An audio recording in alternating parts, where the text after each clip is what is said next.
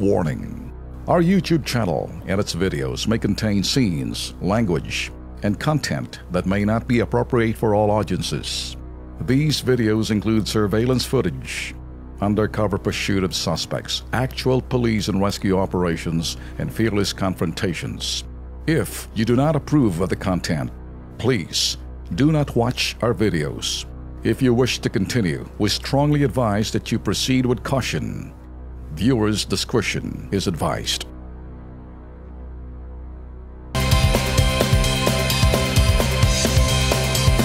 Mapit ho sa atin ditong amaho ng nagrereklamo, si Amorsolo Rayon, 51 taong gulang na lumuwas pa galing Nueva Vizcaya. Siya ho'y humihingi ng tulong para sa kanyang anak na si Julie Grace Maneja na nasa Majdelbana, Lebanon at nagtatrabaho bilang isang domestic helper. Nais umuwi ng kanyang anak sa Pilipinas dahil minomolestya raw siya ng kanyang among lalaki. Hinihipuan ho nitong manyakis na amo sa masiselang parte ng katawan at lagi daw siyang hinahalikan. Talagang loko-loko to. Ang masakit na lumapit daw sa agency niya at pinagsasampal pa at pinagbabanta ng papatayin. Mantakin nyo, sa halip na papatayin, isang beses lang daw siya pinakakain ng kanyang amo sa sobra daw trabaho. Masahol to. Alam nyo, mga KP, kung kayo ho'y nanunood sa ibayong dagat, mga OFWs, ano? Mapalad ho kayo. Pero dito ho kami, handa ho kami sumaklolo at kakausapin ho natin si itong ama ho nang nagrereklamo. Kumusta ho kayo, Manong? Mabuti naman po, sir. Okay, paano ho nakaabot ho sa inyong sumbong? Kay talagang sa mister niya ho nasa probinsya o kayo ang ama pinagsumbungan na mismo? Nagsumbong po yung anak ko sa nanay niya mismo, sa asawa ko po. Kaya nalaman ko po kagabi, then nakapagsumbong na pala sila dito sa Tulpo at ikwento sa akin nung anak ko po yung nangyari sa kanya doon. Saka ako sumugod dito sa dahil sa tao. So galing ka pang Nueva Vizcaya. Nueva Vizcaya. Sige, si Julie Grace Maneja, mula po Lebanon, makakausap po natin ngayon. Nasa linya ho ng telepono si Julie Grace. Julie Grace, kumusta ka? Kumusta? Julie Grace? Hindi po okay. Hindi okay. Julie Grace, medyo lakasan niyo lang boses niyo, handa ka namin tulungan, ikaw ba'y malimit na ito'y pinagtatangkan, minomolestya ng iyong amo, lalaki? Wala bang asawa yung amo mo? Yung parang po yung ama ay tatay po ng amo kong babae po. Hindi na po niya akong halikan 2 beses na po. Yung tatay ng amo mong babae, muntik ka ng halikan? Opo. Alright, maliban dyan, sinubukan ka pang hipuan sa ibang parte ng katawan?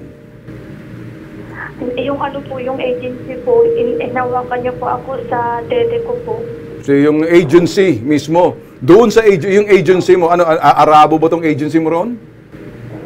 Hindi po. Ano to, Pilipino? Dito po yung agency nyo? Lebanese. Oh, yung Lebanese. Okay, sige. Anong estado mo ngayon? Ikaw ba'y malayo magsalita? Saan ka ba? Sa loob ka pa ng bahay? Sa kwarto ka? Nagtatago ka? Anong pakisabi lang sa amin ngayon para ma-pick up namin kung ano? Nasaan ka ba? Sa bahay ng... Dito po ako sa bahay po ng kapatid po niya. Sa kapatid niya. Alam ba na ikaw'y nasa telepono? Anong oras na ngayon dyan? Sinabi ko po na yung mama ko po ang tumatawag. Sinabi niya mama. Sige, wag kang papahalata, Sige, ganito, at gagawa ng paraan namin dyan, relax ka lang muna, pakinggan mo na lang kami. Sa kabilang niya kasi natin, at dito na tayo, andito rin ang ama mo, nakaabot na sa amin. Kakausapin natin itong dito sa Advocacy and Social Marketing Division ng OWA para aksyon ng reklamo si Josephine Tobia. Happy ho to, Miss Josephine, ma'am? Yes. Okay, Opo. isa na naman ho na humihingi ho ng saklolo at ito ho'y talagang minamaltrato. Hinahalikan ng kanyang tatay ng kanyang amo, namolestya para daw ho siya, hinipuan para ho siya doon sa agency. Gusto na ho umuwi. Ano magagawa ho natin dito? Opo, good evening po sa inyo. Pina-check na po natin, nakipag-communicate na kami doon sa post. At sabi nga nung aking staff kanina na kay Alex sa staff ninyo na papuntahin dito yung ama ni Jane para makuha namin lahat ng informasyon. Kasi mukhang traffic case ito. Kasi Traffic? oo, dahil wala yata siyang Philippine agency. Okay. Direct hire? Yes, and this is very sensitive. Hindi, well, sa language ng POEA, hindi siya direct hire. It's called trafficking kasi wala siyang agency dito, walang recruiter. Tapos itong sinabi niyang recruiter niya, Maria Liza Saraga, is an individual na kailangan ma-locate natin kung saan siya, sino siya, saan siya connected. Gano'n. So we will be dealing now with the FA on this and the anti-trafficking interagency, oo. Masagip. Yes, IACAT. IACAT. Opo, i-refer po natin ito. Basta makuha po namin lahat ng informasyon. Okay. Very sensitive case po ito. Alright. Ma'am, siguro habang nakikinig ho sa ating iba pang mga kababayan ho natin, magbigay na ho kayo siguro ng simple, babala lang ho, na wag hong maulit ang ganitong klaseng recruitment. Kayo na ho mismo magsabi, in 1 minute or so, yes, magbigay na ho kayo ng warning ho at the same time para doon sa mga ibang nakikinig ho at nanonood ngayon. At salamat sa inyo. Para sa mga kababayan nating OFW, wag na wag kayong magpapaloko sa mga recruiter, lalo na sa mga individuals.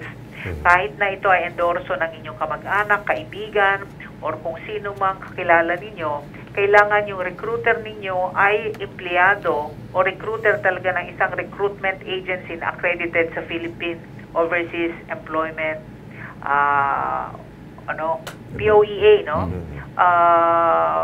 At kailangan ito ay lisensyadong ahensya para hindi tayo naloloko na pag dumadating yung mga pagkakataong ganito, napakahirap i-locate nitong mga ganitong individual kasi we don't know whether the name of this person is real or false, no? Ma'am, nandyan ngayon yung ating biktima sa baka pwede mo siya makakausap quickly lang, give her the assurance na gagawa ng hakbang ang ating bansa, ang ating DFA.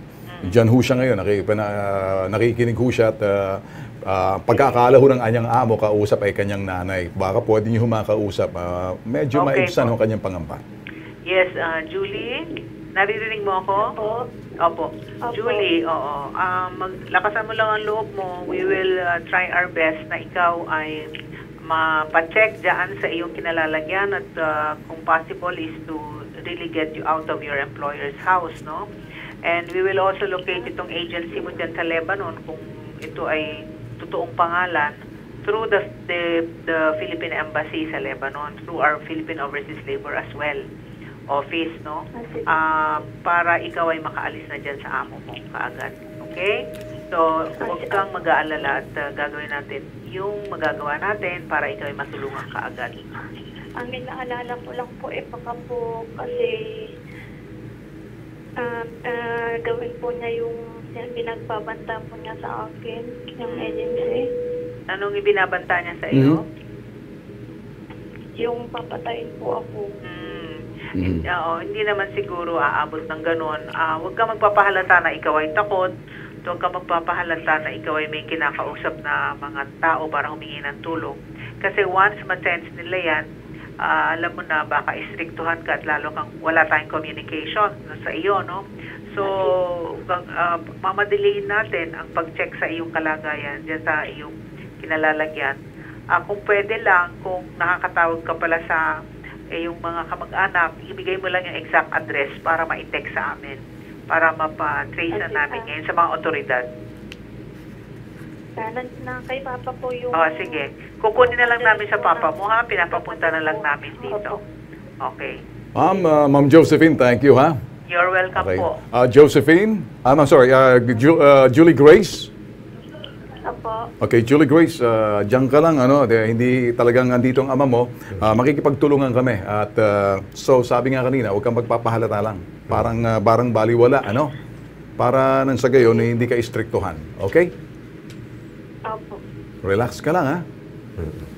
Okay? Opo. Sige, tutulungan ka ng kilos pronto at kakausapin namin ang tatay mo at sasamahan namin punta roon sa tanggapan ng OWA. Okay?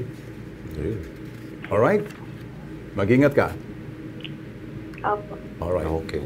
Ayun, Amor Solo. Okay na sa'yo? Okay na po. Opo, sir. Okay. Tutulungan ka lang namin dyan para maayos na yan, ha? Maraming salamat po, sir. Alright.